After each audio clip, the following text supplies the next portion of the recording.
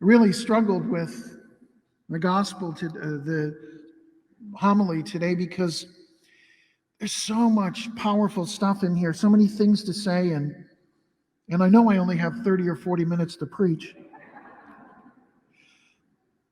but the message is so powerful, and it kept speaking to me last night, and one of the problems is that it's speaking about, I think, our country.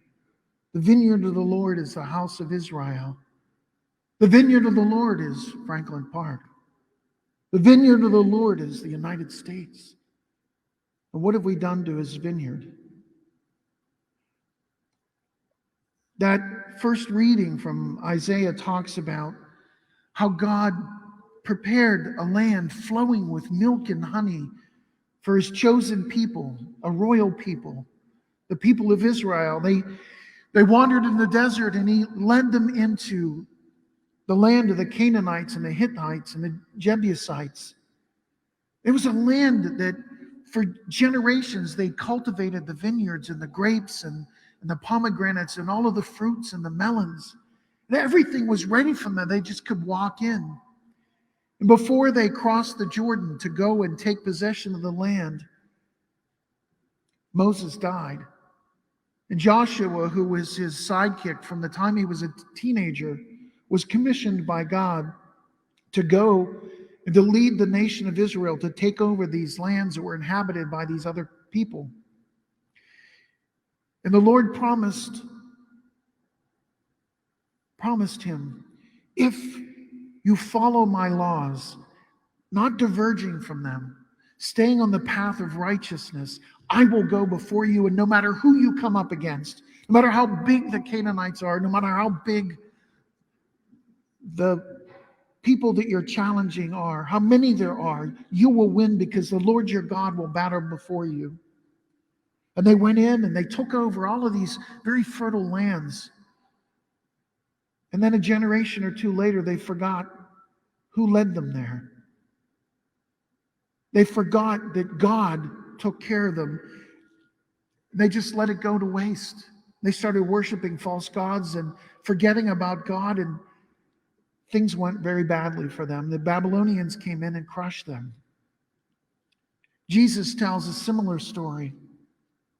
He tells the story of how God created this vineyard and expected the people to take care of it. And when the time came that they would give them a tithe of the produce that was given to them, that they would pay their rent more or less for leasing the land that he'd taken such a time to make fertile and to fence in and to make it perfect for his tenants. And when he sent them to collect the rent, they beat the servants. So he sent more servants, and they beat them and killed one, stoned one. He said, I'll send my son. Surely they'll respect him. And they killed the son, saying he's the one that's going to inherit this property. Well, obviously, Jesus is speaking prophetically about himself.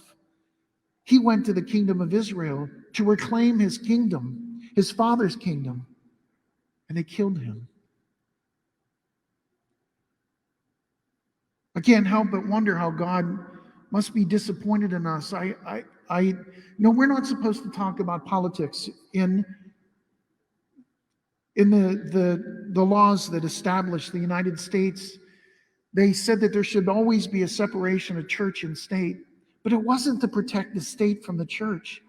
It was to protect the state from the church, to protect the church from the state. They didn't want to trample underfoot the rights of the people.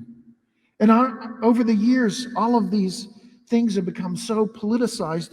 They're not political issues. They're right and wrong. And if we speak out about them, people get upset. But we'll stand before Jesus Christ one day, not just for what we did, but for what we failed to do. And as priests, we'll stand in greater judgment for not speaking up for what's right. I can't help but think, last night I was watching the premiere of Saturday Night Live, and they used the Lord's name in vain as part of a joke, and they didn't bleep it. On NBC, I wanted to call Apple Computer or one of the sponsors and say, hey, What are you trying to promote here? I thought you were a family company. I've heard other TV shows where they would bleep the F word and then in the same sentence have the Lord's name being used in vain, and they didn't bleep it. If that's not bad enough, I saw the debates the other night, and all I could think about it, as rude as they were to each other, all I could think about is I wish that Sister Mary Dennis Donovan was still alive and been the moderator, because she would have grabbed them both by the earlobe and pulled them out and sat them down and said, "You two act nice." I was embarrassed to be an American. Think of what all around the world people were thinking about. Is this the best they have to offer to run the country? We've let it go. When the elections are over, I'll tell you this, neither side has it right. They all have things that they need to work on, and we have the responsibility not to sit by idly and shake our head and say, "I can't believe they did that." We have a right and a responsibility to not just turn things over after the election and say, well, 4 more years, maybe things will go better. We have a responsibility to stand up for what's right and to call them and get in their face and do whatever we have to do to make sure that the right people are protected and that we do things that are in accordance with God's law, not human laws. This afternoon at 2 o'clock, they'll be blessing pets in the pavilion, and that's at 2 o'clock. At 2:30 in the bulletin, there's a thing about Life Chain. It's a thing where people line up along the side of the road and just hold signs promoting life and just praying quietly for an hour. People drive by, and sometimes they beep the horn and wave, and sometimes they drive by and give you the finger, which is so pathetic. But I hope that the people that come and have their pets blessed, their cats and their dogs, take the time to leave and go up to there, when they're done praying for their pets, to pray for little babies that have no one else to pray for them. We celebrated the feast of the guardian angels this week. And in the last line of the gospel, it says, "Be careful not to despise these little ones, for their very angels stand in the presence of God Almighty." What will God think of our country if we let our babies die and do nothing to speak up for them?